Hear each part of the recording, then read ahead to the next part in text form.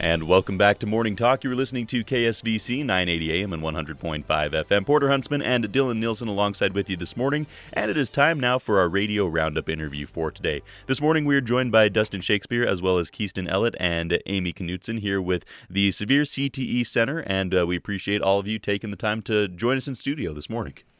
We're glad to be here. Very happy to be here. Yeah, Thank you for inviting me.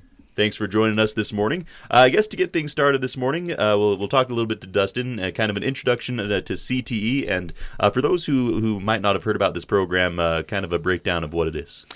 So the CTE is Career Technical Skills, and it's something that we're really excited about, this opportunities for students to learn. Here in Sevier School District, they have their CTE teachers at their home schools, and their home schools are able to give them pathways in of themselves that they work through. A pathway, a student takes up to 3 credits, which means basically 3 years in different classes, at least, to be a pathway completer. So they put a lot of time and effort into these classes, and sometimes they can even push up to 4 credits, which is quite a bit of work. So if you think about when you graduate, students take 4 years of English. Well, this is the same in one of these pathways that these students can do. So at their home schools, they have pathways, but it's in Sevier School District, we have the Sevier CTE Center. And that allows us to take high-cost CTE programs and pool our resources to offer them for these students. It's a really neat vision that was created years and years ago by Sevier School District, and it also allows some of our best teachers to be accessible by all students in the school district.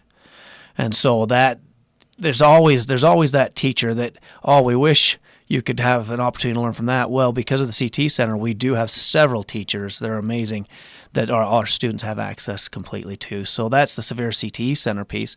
And so those pathways either get continued, or we have like the engineering, which is its own there because it is a high-cost program that we can pool our resources to there. Same thing with the greenhouse. We have one greenhouse in Sevier School District because it's expensive to have. Right.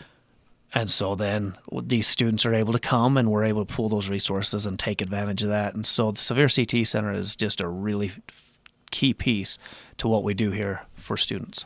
All right. We have plenty to talk about, but you did mention on your write-up that it is time for registration for those who are interested in CTE. So just briefly, if you want to talk to parents who have kids that might be looking into signing up for these classes, how do they go about doing that? Yeah, that's one of the reasons why we wanted to come visit here today is registration started in Richfield. So they've started moving through, and then North Sevier and South Sevier are coming up really soon. So as your students are preparing, make sure that they're working and looking in their college and career readiness plan. They're working with their teachers who know their pathways and the experts there, and then, of course, their school counselors, so that when it's time to build their schedule, they're doing it intentionally. They're looking at the opportunities to learn. Now with the access up to 40 credits these students can get, if they're intentional, the amount of pathways that they can explore and then chase down and the depth of learning is it's amazing. Like, it is something that most of us that went through traditional 7-day period just didn't have access to. We were trying to squeeze in just to get our requirements and then maybe a couple classes we liked. But that's not the case anymore. These students can really go in and get a really depth of knowledge after exploring and figuring out, hey, that's probably not for me, but at least I know that now before I went and bought a very expensive camera or something. As someone who switched their major like 5 times while at college, it adds up. Yeah, that's exactly. So yeah, registration's right. It's happening now. Make sure we're intentional about it. And that's one of the reasons we're excited to have these 2 students here. But to share with some of the opportunities they've had as they've registered and they've picked their classes that they're taking and what they'll be taking down the road. But we don't have to just take classes anymore. We can figure out what we want to do, and we can look at skills within different trades that we want to grow and improve on. And I think both of these students will be able to talk to us a little bit about the different opportunities, like even side projects to have different side jobs as they're either in college or after they have career jobs that these classes can help with as well. Yeah, and you did mention we got a couple of people who are part of the CTE program right now joining us in studio today. First off, we'll talk to Keystin a little bit. It looks like right now you're going into gaming.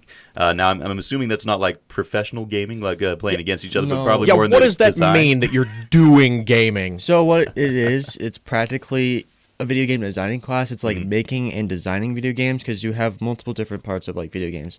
You have the coding work that goes into the moving characters, the people who do the art of it. There's so much you can go into for gaming. Okay, so you don't just sit in class and play games all day. No, that's not what it is. You don't sit in class and just play games. But I was going to say that'd be a class I'd sign up for. All right, so are you looking to do coding? Is that what you want to do, or do you want to do graphic design? Or I wanted to go into graphic design because I like art, and it's actually pretty fun because I realized that with the basic art style that I do, it's really good for some type of games. Because like the stuff I could do and create is helped our game become like what it looked like for when we made it. That was our project. We had to make our own game. They had like a group of like 3 people, and then you had to make your own game. I was the artist for it. It was a lot of fun to go into that class though. So are you doing like pixel style games like the old Mario 64 games? Pixel type games. Gotcha. And if you don't mind me asking, what type of game is it? You got a platformer, an action adventure, maybe a puzzle game? It was an action platformer. Okay. Like an action adventure platformer game. It was a space exploration game. You would go into space. The basic story behind it is your planet got destroyed by this alien race that you don't know. So you're going into space to get more resources to see if you could start back up your Earth. All right. So are you a senior? I'm a sophomore. Okay. Wow. Just getting into this really early, huh? So what does your path forward look like? Do you take this same class next year, or do you just... what next year is, I think there's a video game designing 3 you can go into. Okay. And from what I know is you have to do it by yourself. You have to create the game, the coding by yourself. But I'm really looking forward to that because I want to learn more about coding mixed in with art style. Very cool. Right. And final question for you, I guess, is what did you like and what did you learn from taking that class from Mr. Allen? I learned a lot of stuff. I learned about like more like animation and the characters of art. I learned a lot more coding styles and more like fast ways to code things compared to like the basic typing of like what you think would be just like, oh, you had to put a couple like HTTPs in there or something like that. But it's more actually like getting into it, like you have to add like all the steps and processes of everything. Because if you have one missing thing, it's not going to work correctly. Mm-hmm. And in coming from North Sevier and having the opportunity from a teacher from Mr. Allen, how did you like about how Mr. Allen taught the class? Mr. Allen was an amazing teacher, in my opinion. He was really funny, and he would always have like hands-on experiences. He would always like help you with like any question you had. There was only a couple questions we couldn't figure out, but like with everything else, he really knew what he was talking about. All right. Well, Aimie, we'll talk to you a little bit now as well as what you're doing with CTE currently. It sounds like you're kind of in a couple of different programs. So first off, tell us a little bit about floriculture. That's a word that probably many people aren't familiar with. Okay, floriculture is a class where you learn about plants and the species of it. And right now we're doing business. So one of our projects we had to make our own floral business and what we would sell, and we had to make a life-size box of how our shop would look, which was really fun. Mm-hmm. I liked it a lot. We made how our outside of our shop would look and where our flowers would be, where our designs would be, and then the back of it where we'll be making the flowers and our storage area and just a lot of stuff. It was really fun to make. All right. And learning about how to arrange flowers is also really fun. And then also it sounds like you're involved in the EMT program as well. What got you interested in that? So for EMT, I am going into the medical field. That's why I really wanted to take EMT. And I think just taking EMT, there's a lot of hands-on learning. Like Mr. Brady's really good because he's also a paramedic. So he brings in different drugs for us to look at. And just seeing the drugs in real life and like being hands-on with it is really fun in my opinion. This might be one of the few contexts where a teacher bringing in drugs is acceptable. Well, I think he just shows us how it looks, but it's just only the drugs that are in our scope of practice, which is not like hardcore drugs or anything. Right.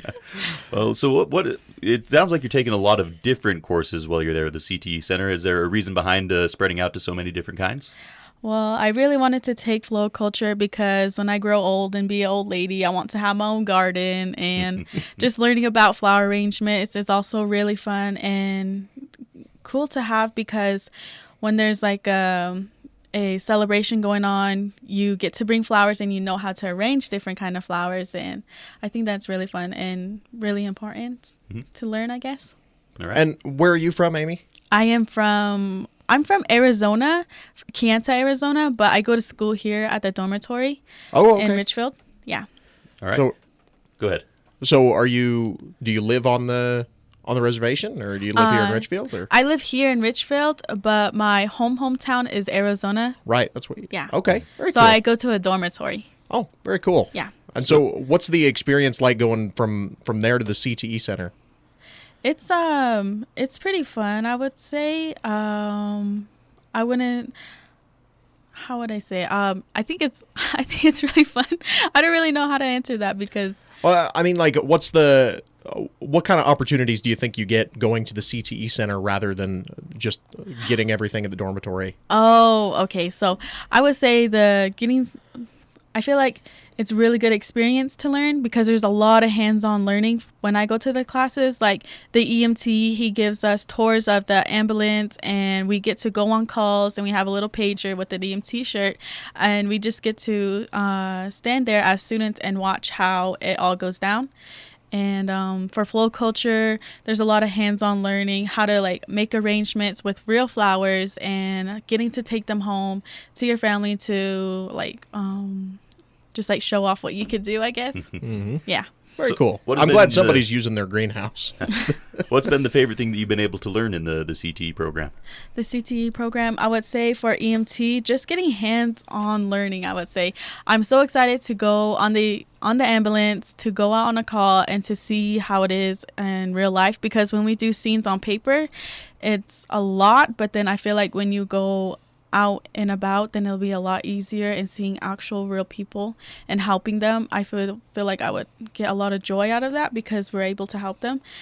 And for the floriculture, right now we're replanting, and I love planting seeds, and just seeing the plant grow makes me so happy because it's just like successful. I feel like it's successful for me because it's just the whole process of doing it and hard work and seeing your hard work there.